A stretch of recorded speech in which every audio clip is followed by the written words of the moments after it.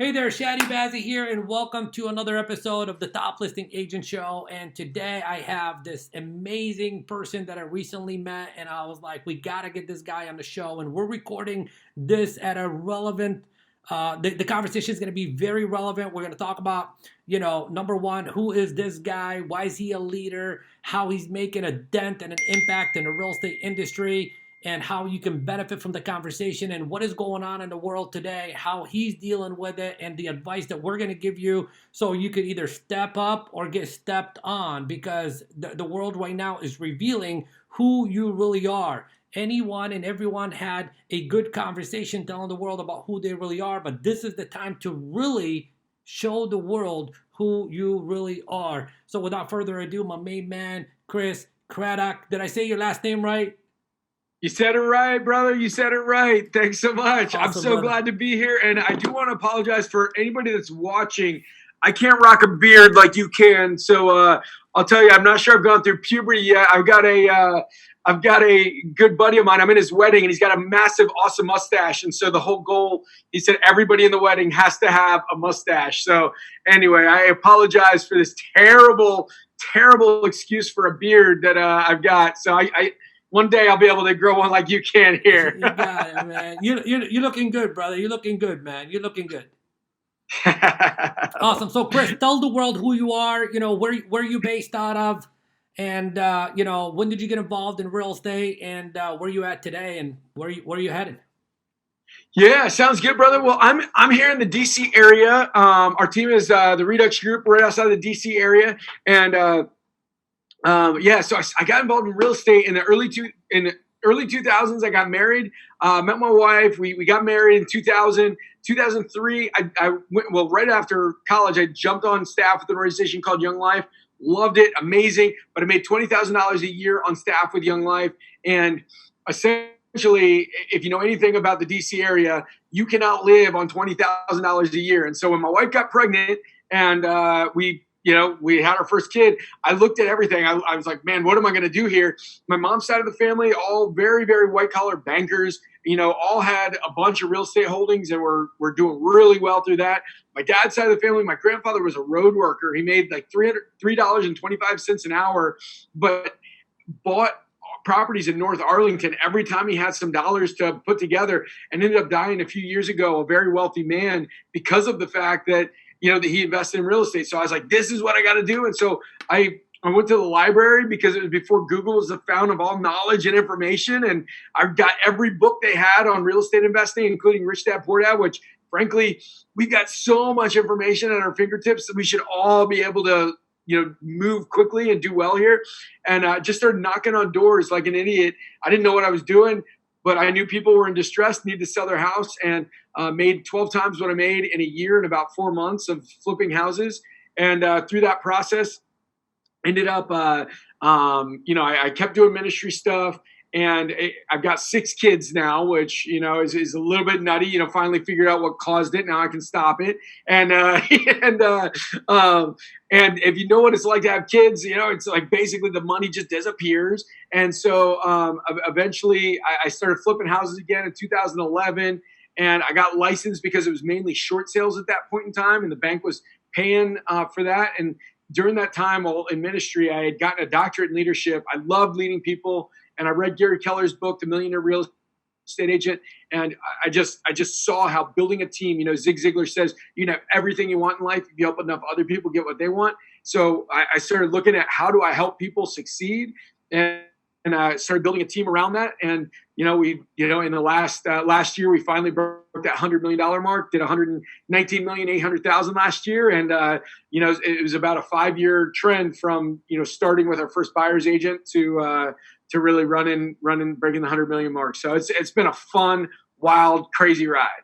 Love it, brother. Love it. All right, man. So look, you definitely set the tone. You broke the $100 million mark. So, I always tell people that, if you want to become successful, and it's not like I made it up, everybody else said it before me, follow in the footsteps of the giants who have already done everything that you are trying to do. Okay. And, if anybody is, whoever's watching this and or listening to this on the podcast, what I want you to do, because I've already had a conversation with Chris prior to this conversation, and I know the magnitude of the information that he's going to be sharing with us. What I want you to do is, I don't want this to be something that you listen to passively. I want this to be something that you listen to actively with a pen and paper to take notes, because he is going to share with you a detailed plan today that anyone can use anywhere, anytime, and build up a very strong business in spite of anything and everything that's happening in the world. Would you agree? I absolutely. Good. 100%. Before we talk about the current times and all that good stuff, okay, what I want you to do is share with me, on your journey to becoming, a top producing agent in your marketplace. I'm sure you've encountered some setbacks. I'm sure you've encountered some challenges, maybe some roadblocks. How do you deal with that? And this is like a very important question right now, because there's a lot of people who may be dealing with that right now all of a sudden. Bro, here's the crazy thing. Just the other night, Disney Plus released Frozen, and I've got, like I said, 6 kids, including a 3-year-old daughter, which the Frozen 2 is like the thing right now for her. And here's what I think is just amazing. As somebody who believes that everything in this world happens for a reason, the fact that the biggest blockbuster for families is coming out right now. And the whole theme, after I finished watching it, my wife and I look at each other and we're like, holy crap. Do you realize what this theme is? It's basically like when life gets so uncertain, when life gets so crazy and you don't know what to do, just figure out what is the next right step and do it.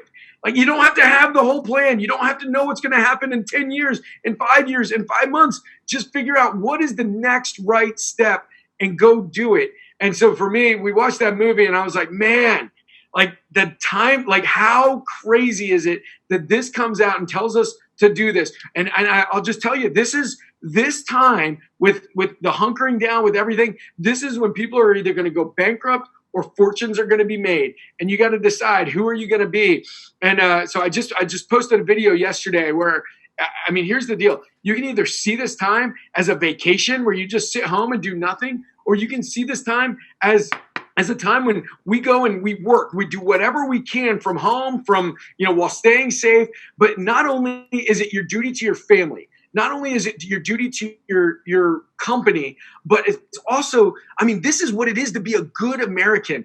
I love this country. I think there's no better country. I love it. We can do anything we can here. But just like, I mean, JFK says, don't ask what your country can do for you, what everybody else can do for you. Ask what you can do for your country. And right now, the most patriotic thing you can do is keep our economy going. Do what you can do from home. Do whatever you can do. It's not a vacation. It's a time to grind. And this is when winners are made. Winners aren't made. It's easy to win when you're up by 30 points. But when you're down by 10 and the buzzer, you got 2 minutes left and time to grind, time to go, this is when winners are made. So that's my take. It's not a vacation. It's a revelation. It's revealing who you really are right now.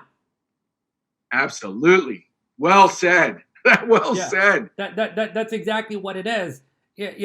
I've personally addressed all my personal one-on-one coaching clients and my listings demand and all that good stuff. And I want to speak about that for a minute. And I don't know if you could relate to that. Maybe you addressed your team, and we'll talk about how you addressed your team and what is your action plan and adjustments and all that stuff. Here's what I said. And one of my mentors shared this a couple of days ago, and he said, look, we don't want to keep talking about mindset, but this is an opportunity for you to shift your mindset in the right direction. And he said the mindset that you need to be adopting right now is called the role model mindset, because the whole entire world is watching you. Are you a person who's going to consume all the drama, or are you a person that's going to step up and be a role model for possibility in spite of anything and everything and the chaos that's happening around us? So this is the time to, step up. Like I said earlier, step up or get stepped on. That's right. And here's another thing that we're personally experiencing. I don't know if you're experiencing this, Chris, or not. But, one of the things that we do inside of my Listings on Demand training is we have a theme for our Tuesday trainings. It's where all the clients, my clients, they get on the phones and, via Zoom like this. And, we hear each other and we watch each other prospecting from different parts of the country. I kid you not, Chris, not even one person, whether it's a for sale by owner or expired, that picked up the phone today, mentioned the world chaos or mentioned pandemic or mentioned coronavirus or anything like that. And we set appointments. So, the people, here's the thing. Nobody is picking up the phone and nobody is calling because everybody's freaked out. We're picking up the phone and all of a sudden it's like people are answering the phones because everybody is home, which demonstrates the point of, opportunity time. Not only that, the mindset around working for sell by owners, for example, a week ago, they thought they had it all figured out. Yeah. Now that there's market shift and all that stuff, they have no choice but to speak to the expert, and nobody's calling those people. And if you call them and you hang with them when this is all over and done with, guess who got the listing? You do. Right. So I'm curious to find out, how are you leading, your team right now? Because you're the leader and they look up to you for leadership and they want to know how, what changes. I'm curious to find out, what is the conversation you had with your team? Yeah, so this morning we had a team call. I wanted everybody in our organization to be on it. So we had a 9 a.m. team call, and I shared with them similar stuff to what I just said here. I talked about Frozen and how awesome it was that just fit in. And I told everybody it's time to make the next right step. I shared my story. I mean, literally, it was, late. I guess it was over the weekend where I've got somewhere between $90,000 and $123,000 that goes out every month, whether I sell a house or don't sell a house. And I was literally laying in my bed, and I had almost a quasi panic attack for a second, because I've got a lot of money set aside for reserves. But then I just started thinking, what if the whole economy shuts down? What if I don't sell a house? What if? And I started like freaking out, talking to my wife, everything. I was like 12:30 at night, like my eyes were just open. I couldn't. And then all of a sudden, I started talking. I'm like, you know what? I've been through some massively tough times before. And I just started thinking through all the things that I've been through. And you know what? I'm still standing. I'm still here. Like, that is it. And this, I don't know whether it's going to be easy. I don't know whether it's going to be hard. But you know what?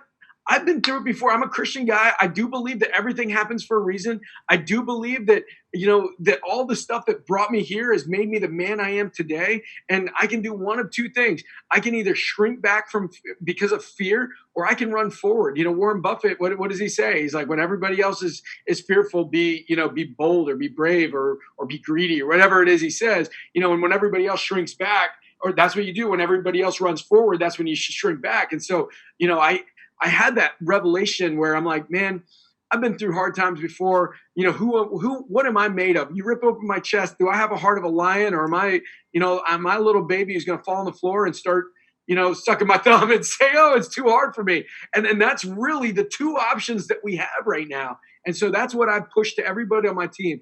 I was like, guys, we are winners, and winners win. It doesn't mean that you're always ahead on the scoreboard. If you look at the scoreboard, it doesn't mean you're always ahead, but winners win. How many games did Michael Jordan lose? But winners win. And so that was the message. That's the message I'm saying to my team. I'm saying you can't get your head down. And then the last thing I'll say is this.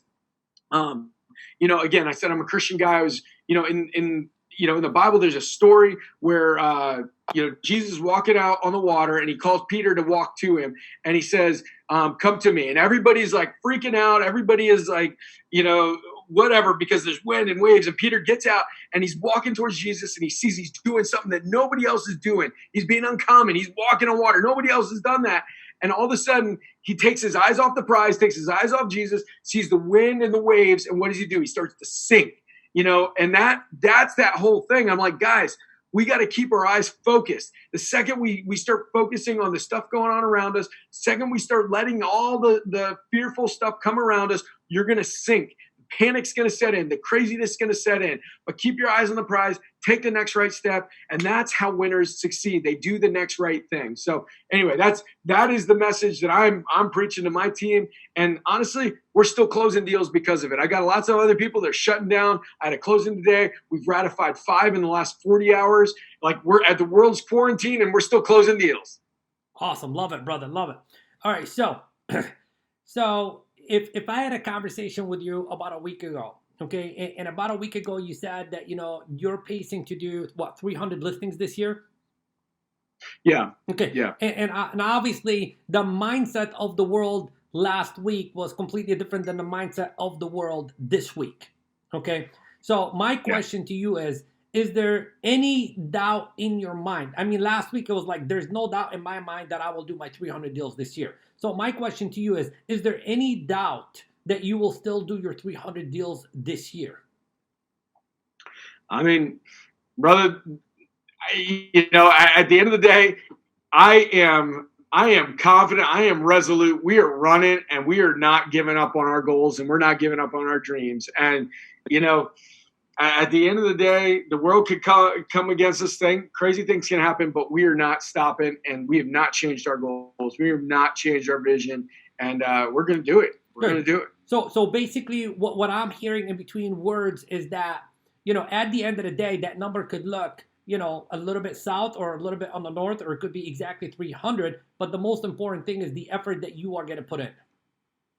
Absolutely. And this is the way I see it. So the real estate, I don't know what's going to happen to the real estate industry. It may contract. We may have less sales, or it may stay where it has been. But at the end of the day, there are going to be people that here's the one thing I know is going to happen. It's going to be hard, and it's not just real estate industry. I mean, all of our industries, it's going to be hard because we had an economic shutdown for a period of time. So we know we're in for something hard.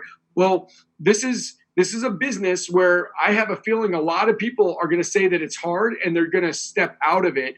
And this is a time for those of us that are willing to be true professionals, be really good, can go grab territory, grab market share. All the people that are stepping out, even if the pie gets a little bit smaller, I'm going to take a bigger piece of the pie than I've ever had before, because of the fact that there's other people that are exiting, other people that are not going to provide the same level of service or do the same things I'm willing to do. So my mindset is this is when fortunes are made, is in winter. I agree with you. And a lot of people are saying, crisis, opens up the door for opportunity. Now, so I think in the last 10, 15 minutes, I think we've covered a good portion talking about, mindset, etc. Let's just do one more tip on mindset. Is there like just one thing that a person should engage in on a daily basis to make sure that they're continuing to equip their mind with the right, whatever you want to call it, so they can keep their mind focused on where the focus needs to be? Like, is there just one thing? I know there's a bunch of stuff. People say this, but is there just one thing that should become non-negotiable for every single person to make sure that they keep their mind in the game? Yeah. So in order to get your mind right, it's about your associations, your affirmations, and your intake, right? Like, what are you taking in? Like, what are the things you're listening to? Like this podcast right here. What are you listening to? What are you reading? What are you doing? What are you taking into your mind? Or I mean, look at the media. If you're reading all the things that are going to create fear, you're going to be a fearful person, right? So what are you taking in? Positivity or negativity? Things that are going to make you better. So that's huge. Associations. Who are you hanging out with? And this is an association right here. Just talking to somebody, like I loved when we chatted last week, and you're like, bro, today's a good day. I decided, like whatever it was, like I've decided it's going to be a good day. So that's it. I forget the quote you said, but something along those lines that I was just like, man, I love to talk to somebody like that. Somebody that's fighting to be in control of his emotions and deciding how he's going to feel.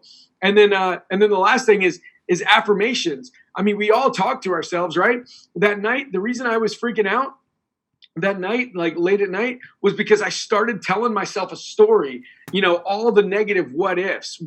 So what is it that we're telling ourselves? How are we talking to ourselves? Are we telling ourselves a story of hope and perpetuating hope, or are we perpetuating fear in our own life? And so that's that whole thing, is like, what are we telling each other? And I mean, I think about this, and I would never let other people talk to me the way I talk to myself sometimes. Like, oh, you're an idiot. Why would you say that? Why would you do that? Why did you, one of the advices I have is sometimes I'll overeat, right? I like that's a vice. Or sometimes, man, I'll just, I'll house a whole pizza in a sitting, and my wife always jokes. She's like, you're an obese person in a skinny person's body, because I just work out a lot, right? I love to work out. And so I outwork the obesity, but then I'll eat it, and then I'll shame myself, be like, why'd I just house the whole pizza? Come on. And I'll say stuff that like I wouldn't let a friend talk to me the way I talk to myself. Or we can say, this is who I am. This is what I'm all about. This is what it's about. And so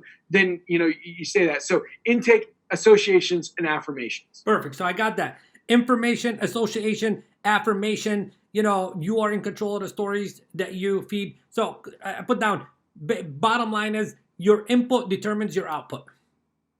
Okay. Your 100%. Input determines your output. Now, another thing is, I said to my clients yesterday, no complaining allowed. No complaining allowed. Why? You said it in different words. It's because your mind is listening to your mouth. Your mind is listening to your mouth. Okay? And if the mind is hearing something negative, it's doing two things to you. Number one, it's taking away your energy and it's taking away your focus. If you ain't got the energy, you ain't got the enthusiasm, you ain't got the focus, you ain't gonna get the results. Okay. Now, I think we covered a good portion of mindset talk. Now, one of the things I am talking a lot about right now is how important it is right now, more than ever, to have the right skill set. Because I was talking to somebody that I work with very closely that does about 500 transactions a year, who's been through these cycles a couple of times. And here's what that person said. It says, we are not realtors. We are salespeople. And if you lack the sales skills, you will lack the income. Yeah, 100%. Okay, so can you talk about the importance of skills and how one can develop their skills quickly? Because right now we need like quickly skills. Because some people, they've been taking things for granted. They haven't showed up to the role play. They didn't practice their scripts and dialogues. They didn't put in the time to learn the sales process. And now they need it because they didn't need it before. And it's like, holy shit, what the freaking heck am I going to do? How do we give that person a quick fix if there's a quick fix? Yeah, I mean, it's activity and skill in this game. I mean, here's the first thing that I would say. You want to get better? Talk to more people, okay? Like that's it. You're going to figure out what's working, what's not working very quickly. You can get the worst salesperson in the world that talks to 1,000 people a day, and they're going to outsell the best salesperson in the world if they talk to 5 people a day. So I think about myself when I was in high school and I was learning how to kick the soccer ball with my left foot. I just would go out in the backyard every single day. I'd hit the ball like 100 times. And all of a sudden I started getting better and better and better. I still was terrible. When I first started, I was hitting the ground with my foot. It was just awkward. And then one day, boom, I was able to hit the ball 50 yards in the air with my left foot. And it just, it just happened over time because of reps. So get the reps. And I think about it like a blunt axe, right? You just, the activity is there. You can chop down a tree with a blunt axe, but then what happens when you start sharpening it? You can still chop it down with just less shots, right? And so that's the whole thing. I would just say, first thing you got to do is activity. It's going to sharpen your skill. The second thing it'll help you realize what's working and then evaluate. Think about this. Anytime you go on an appointment, you should have Groundhog Day with yourself, right? If you did not get the appointment, if they did not sign, go through it 100 times. Like if you had 100 times to do it, what would you have said differently until they would have signed? Was it one of the decision makers not present? Well, that means that beforehand you need to get the decision maker. What is it? But start evaluating it. Talk to more people and evaluate. I'd say that is the first step to level up quickly. Everything else, there are so many steps to get better and better and better. But man, activity and skill, start with the activity. Talk to so many people and then evaluate every single appointment, every single call. Never blame it on somebody else. Never say, it's their fault. It's always your fault because somebody who's better than you would have gotten the deal if they knew how to structure it. And I'll tell you what, you never want to say it's their fault because then you'll never learn from it. You'll never get better. Okay, so basically take action. There's no substitution for the action that you can take because here's the thing. We all need evidence and we all need data. And if you're not taking action, you're not getting the evidence and you're not getting the data. And the evidence says you suck, or the evidence says you need some work to do, or the evidence says you're freaking damn good and you're making this to be harder than it is. And step number 2 is, don't just take action, but evaluate the action that you are taking and then learn and adjust. Okay, learn and adjust. Okay, so one of the things, I'll further speak about this because this is something I do with my coaching clients. I always say, look, when I begin to work with 2 different people, they could both be taking the same exact action and both of them are going to create different results. So we need to personalize the experience. So what I ask them to do is, hey, make 100 contacts. At the end of every single contact or every single appointment, write down the result. Okay, the result is usually, if it's a negative result, I didn't get the appointment, write down why you didn't get the appointment.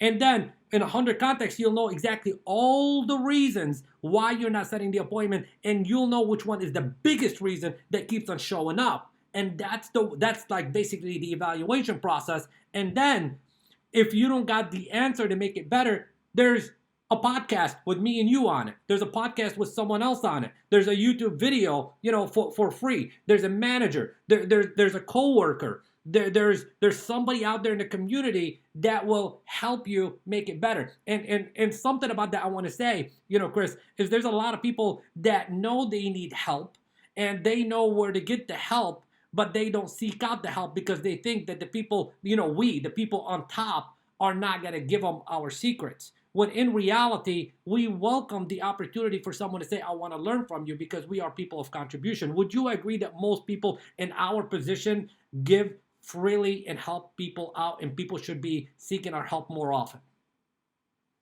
100%, absolutely. And that's part of, that was part of my growth.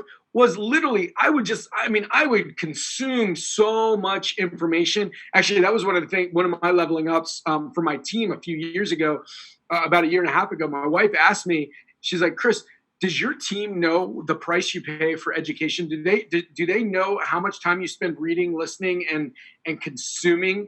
And so then at that point, I started sharing how much I take in, because everybody wants to be the beast, but nobody wants to do what the beast does, right? And so, it's all about, they want outcome, but they don't want the process to get to the outcome. But yeah, what I found was the way I started was anytime I listened to somebody that I loved their vibe, I loved who they were, I loved what they were putting out into the world, I was like, man, I would call and I would email them, I would text them, I would do whatever I could to get them on the phone. And I was crazy surprised at how often these producers that were making so much money, they were doing so well, were willing to give of their time. I mean, literally I made it a point that every week I got on the phone with somebody that was at least a couple steps ahead of me in whether it was production or maybe it was like in farming or working with investors or whatever it was. I just found people that were ahead of me in that area and doing really well. And like people were just so generous with their time. They're willing to give to you if you ask. But here is the other key, is some of them would be willing to have multiple calls, but the only way they'd be willing to have multiple calls is if you actually implemented the information you gave them. Because if you called them, talked to them, and you wanted to just consume and not do anything about it, they don't have time for that. I don't have time for that. I don't think you have time for that. None of us have time for it. We don't want to talk to people that just want to listen. We want to talk to doers, right? Right. So basically it's, I think where a lot of people get stuck with that, Chris, is that, they get into the mode of like consuming content and it's like content overload. And then all of a sudden it's like there's no implementation. Because I know a lot of people. I speak to a lot of people. Like people call me up and say, I want to sign up for your coaching program and stuff like that. I let them know up front, this is not a training program where you get information. This is where I give you the information one piece at a time. And if you don't apply step number 1, I ain't gonna give you freaking damn step number 2. And I ain't got time to babysit people like that. So I think the most important thing is going to be speed of implementation. How fast you implement what it is that you are learning. Right. 100%. And, that's what I found is rate, like in math, it's rate times time equals distance, right? So in order to get where you want to go, you can either increase your rate or you can increase your time. But, our time is, like you can take 5 years or you can compress the decades into days. by learning from other people and increasing that rate. Yeah. So look, I think speed of implementation is everything. I want to go out there and I want to make as much mistakes as I possibly can. I want to make as much failure as I possibly can. But it's not a mistake and it's not failure. It's feedback that I'm going to get. And the feedback is what's going to cause me to grow and not only just produce at a higher level for me, but also contribute and help the people who are seeking out my services. And that's exactly what it's all about at the end of the day. We're in the business of relationships. We're in the business of contribution. And if you ain't getting better, then you're not contributing at the highest level that you possibly can. And that will have a direct correlation on what your income is ultimately going to be like. Okay, so skills. Okay, let's go back to skills. Is there any one specific skill that you feel is more important than any other skill that people need to focus on more than? I mean, they're all important and they all go hand in hand together. But if somebody wanted to begin to develop their skills, is there just one place that they need to begin? Yeah, so so there's a couple things. I can share the system that we have for our team, and I can share that probably next. But what I'd say is, if you're talking about the skill, the best skill goes back to what you said: is we're salespeople, right? What do salespeople do? We solve problems, and so here's the best skill anybody can do. And I go back to, I've had 3 shoulder surgeries on this one. I've had 1 on this one. Playing rugby in college, I destroyed my shoulders. Wrestled high school, rugby in college, soccer, goalkeeper, all the things that destroy shoulders, right? Well, I jacked up my shoulder again, and it pops out of the socket and all the other stuff. I go into the doctor. Doctor starts grabbing it, playing with it. Does this hurt? Does this hurt? No. Does something called the crank test, right? And it's as bad as it sounds, right? So he grabs it and just cranks it down like that. And honestly, I squealed like a little girl. I was, And then here's the thing. He stops. He looks at me. He pushes on my shoulder a little bit. And then he does it again. And I was like, what the heck? And he's like, yeah, you probably have a torn labrum again. And I was like, yes, I know. I told you. And so they sent me for the MRI and everything else. But here's the thing.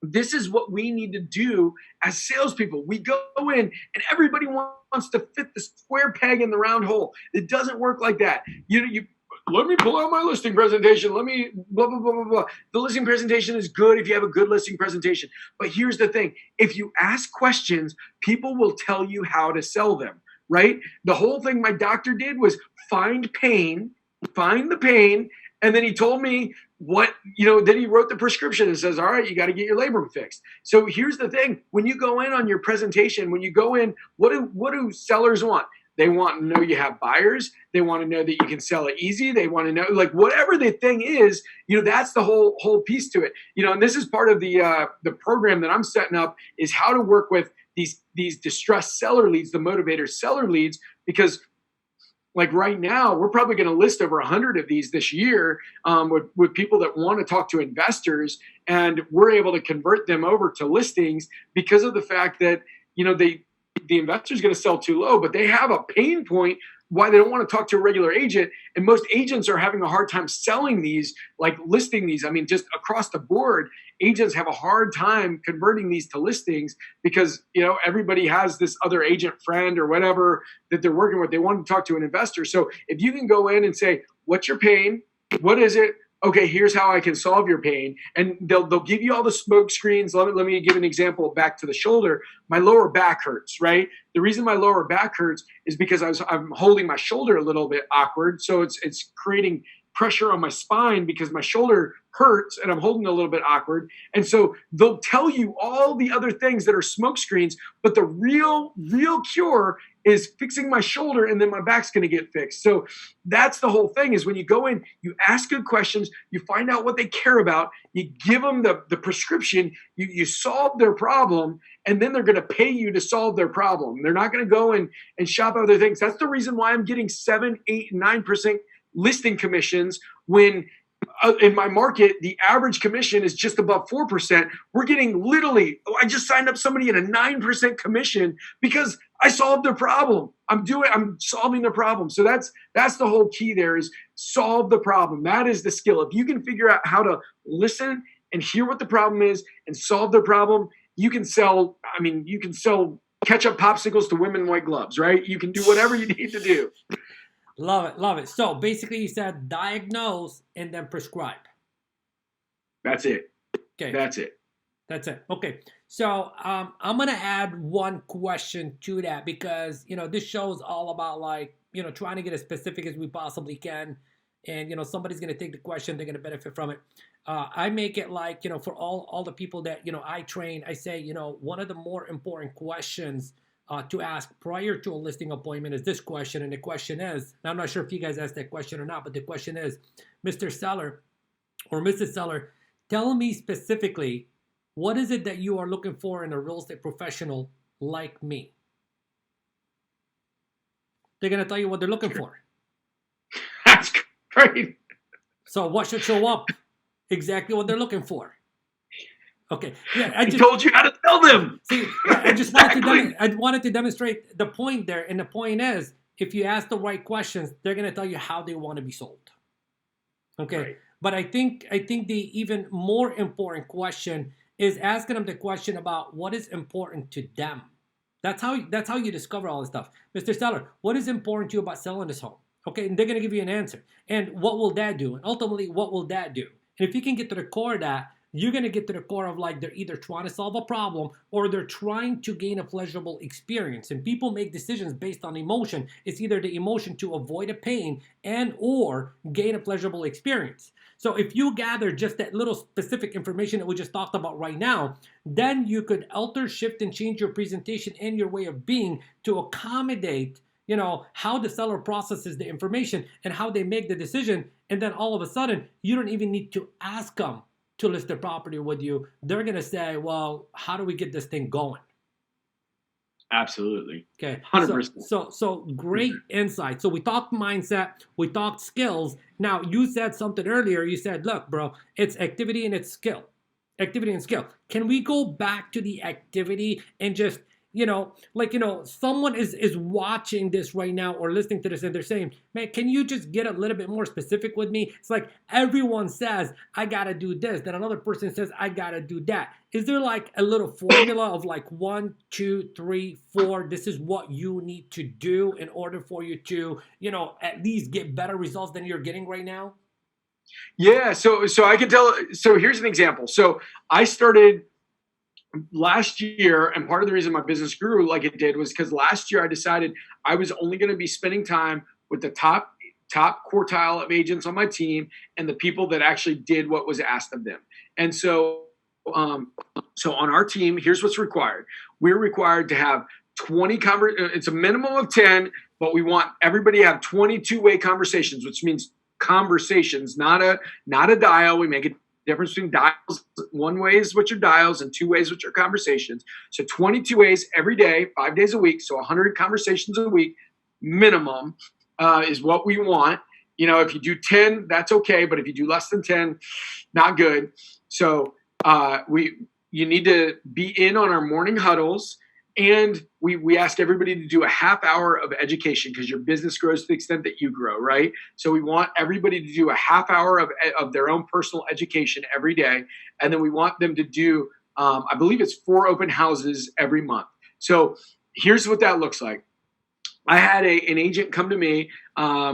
She didn't do many deals, but she's just really friendly, really awesome, great culture fit. She didn't do many deals in the previous year. And she's like, Chris, why don't you spend time with me? Why am I not getting many team leads? And I was like, well, we already talked about this, but come in, sit down. And I said to her, I was like, what's the requirement as far as number of conversations every day? And she said, 10 is minimum, 20 is better, 30 is best. I was like, yep, that's exactly what I say. She quoted verbatim what I said. I said, how many conversations did you have yesterday with somebody? She said 4. I said, the day before, 3. The day before, 7. I was like, okay. I was like, what is personal education? And she said, a minimum of half an hour a day, but an hour is better. I was like, yep, that's right. I was like, how much time did you do yesterday? She's like, I came to the morning huddle. And I was like, yeah, but that we don't count that. That's, we want personal education. And she said, well, I haven't done it in the last couple of days. And I was like, okay, so how about open houses? And she said, open houses. And so what I said to her, I was like, listen, I love you. I care about you. You're awesome. I was like, I cannot invest my time, and in our market, leads cost about $150 a lead is what what they break down to. And so I was like, I cannot invest my time and my money in you right now if you're not willing to invest in yourself, right? And so she's like, Chris, what do you want me to do? And I was like, well, I think you know what I want you to do. I was like, 20 contacts a day, half an hour of self-education, 4 open houses a month. And so she came back and listen, 4 open houses a month. You can do 4 1 hour open houses on a Sunday. You can knock them all out in a Sunday. There's no law that says an open house has to be 3 hours, right? So boom, you get that done one Sunday, you knock it all out. So she comes back a month later. Actually, no, I'm sorry. It was 60 days later. She had 7 pending contracts and 3 more signed buyers. So she had more than she had the whole previous year in about 60 days because of the fact that she actually did what was required of her. We know that this business is not rocket science, right? It's activity and skill. So to break it down, 20 conversations a day, 5 days a week, half an hour minimum, but I'd say an hour, a minimum of education. Listen to this podcast, right? This is education. You're sharpening the sword, and do 4 open houses a month. And if you don't see immediate impact, it grows. But rate times time equals distance. So if you're neurotic like I am and you want to go crazy, think about an airplane. The hardest it works is at takeoff. You hear that throttle, you hear the engines at takeoff. And then once it's in the air, they back off and you're still moving as fast, if not faster. But, inertia has to take in. It takes a lot to get off the ground, but then inertia kicks in and things are going. So you can dial off the pedal. I mean, you don't need nearly as many contacts to get exactly the same amount of result. Well, once time and energy has taken place. But then that next piece is, if you want to go crazy and do lots of deals, keep talking to as many people. Do 30 contacts. Do 8 open houses. Do whatever you need to do, and you're going to see great things happen. You know what? At the end of the day, the prescription is there. It's, you choose to follow the prescription or you don't. And I think that some people, they know. I know there's somebody out here watching this or listening to this right now that knows exactly what they got to do, Chris. But they're having a hard time getting themselves to take that first step. Any words of wisdom or advice about that first step? Yeah, I mean, here's the whole thing. Imperfect action trumps perfect inaction any day of the week. And, bottom line is, you can unscrew it up later, right? And here's the deal. If you mess up, the best part about just talking to enough people is you can say next, next, put it in the past and go. But if you have that scarcity mindset because you're not talking to enough people, so your pipeline is really small, then you can't say next. You're going to freak out about the one deal. But, the reality is, if somebody wants to move on, if somebody wants to fire you, if you screw up or, whatever it is, as long as you've got enough activity, there's enough coming in that you can move on to the next one and it doesn't cripple your day, month, or year. I agreed 100%, brother. Awesome, man. So we're about 45 minutes into this. Chris, you said in the DC area, right? Yeah, absolutely. DC, Maryland, Virginia. If somebody wanted to send you, a referral, or somebody wanted to reach out to you for anything, how can people get a hold of you? Yeah, absolutely. So, on our Facebook site, I've got a Chris Craddock business page, or, happy to friend me, whatever. I think I'm my friend list has hit that 5,000 mark. I keep, anyway, going through it. But on the business page, definitely do that. My website, chriscraddock.com. I've got a millionaire real estate reading list. So basically, I think anybody, we ended up within the first 2 years, generated over 2 million in GCI. So, I've got a reading list of books that I think everybody should read. Just fill that out and we'll send you a copy of that. And then, on Instagram, Cradrock is the name, CRADDROCK. And feel free to email info at the Redux Group, THEREDUX group.com. And you can send me an email too, but Yeah, I have somebody else checking my email most of the time, so I don't really see it. It gets my inbox. I get something like 1,000 emails a day, so you can do that. But honestly, I'm totally open to having a conversation. Totally open to helping. With anybody. People have been so generous with me. I just want to be generous with other people. And yeah, anybody, DC, Maryland, Virginia, or in Richmond, where we have another expansion site. Definitely would love to help with any referrals. And yeah, if there's anything I can do, just let me know. But yeah, would love to connect. So feel free, please reach out. I so appreciate you, my brother, for taking the time out and to give and share openly and freely. And I feel like this is a great episode, and I feel like there's so much more that we can talk about, and maybe we'll do a follow up to this one, sometime later on this year when all this hoopla is over and done with. Do you have any final words of wisdom? Yeah, what I would just say is just do it. Don't let everything else get in the way. All the things that'll stop you from doing it, just do it, and don't let other things. Don't spend all the time researching and figuring out all the reasons why not to actually pick up the phone and call. Just pick up your phone, start making calls, talk to people, just connect. People want to deal with people they know, like, and trust. They can only know, like, and trust you if you're willing to be in their life and be relational with them. Awesome. Well, thank you very much. And my last words would be, this is an episode that I definitely want, if you're listening to this or watching this, it doesn't matter. I want you to share it with as many people as you possibly can. I believe what we shared today will definitely have a positive impact on those that embrace the message. And at the end of the day, this show is not about me. It's not about Chris. It's about you and the industry that we love so much. And the industry needs these strategies, these insights, this information that we are sharing with you. I love you, and you are the best, and we'll see you on the next episode of the Top Listing Agent Show. Thank you.